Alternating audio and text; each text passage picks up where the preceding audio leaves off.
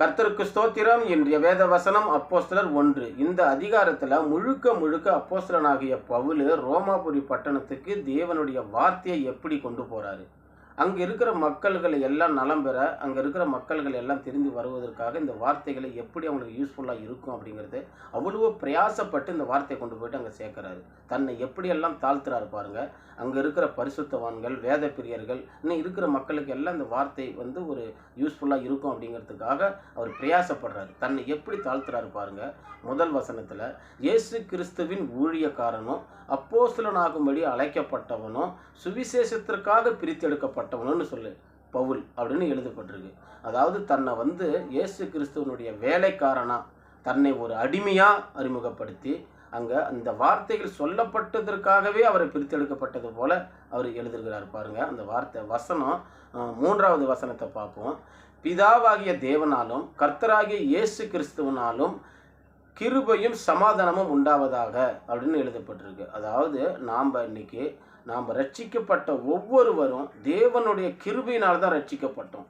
அந்த தேவனுடைய கிருபை இல்லாத நம்ம ஒருவரும் ரட்சிக்கப்பட முடியாது. அந்த ரட்சிப்பு பெற்ற நாம் யாருக்கெல்லாம் சமாதானத்தை சொல்லியிருக்கோம், எப்படியாக தேவனுடைய வார்த்தை யாருக்காவது சொல்லியிருக்கோமோ அப்படிங்கிறதான் பார்க்கணும். அந்த கிருபையினால் ரட்சிக்கப்பட்ட நம்மளால் இன்னும் அநேக பிள்ளைகள் ரட்சிக்கப்படும்படி அவங்களுக்குள்ள ஒரு சமாதானம், ரோமாபுரி பட்டணத்துக்கு எப்படி சமாதானம் தேவையோ அதுபோல் ஒவ்வொருவருக்கும் இந்த சமாதானத்தை எப்படி கொண்டு போய் சேர்க்குறோம் அப்படிங்கிறதுல நாம் கொஞ்சம் கவனமாக இருக்கணும். நிறைய முறை இந்த ரோமாபுரி மக்களுக்கு எழுதும் போது அவர் எழுதியிருக்காரு விசுவாசத்தை குறித்து, கீழ்ப்படுதலை குறித்து.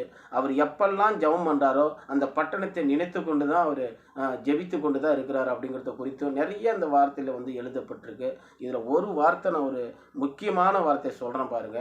வசனம் 14 எழுதப்பட்டிருக்கிறது.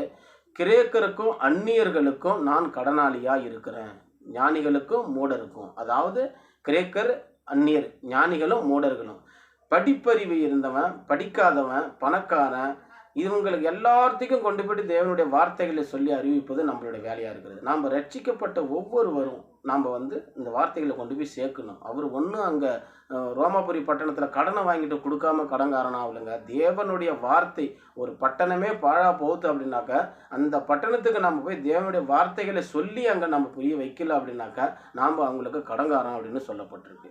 அப்போ நாம் இன்றைக்கி நம்மளுடைய ஏரியாவில், நம்ம பக்கத்து ஏரியாவில் ஏதாவது ஒரு பிரச்சனைன்னு இருக்கும்போது நாம் எப்படியாவது பிரயாசப்பட்டு தேவனுடைய வார்த்தைகளை கொண்டு போகிறோமா, இல்லை பார்த்துக்கிட்டு இருக்கோமா?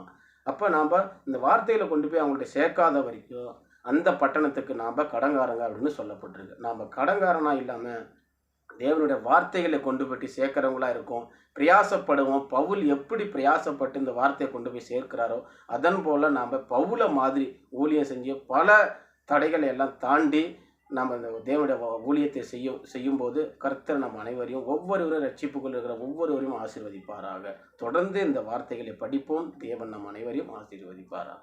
ஆமென்.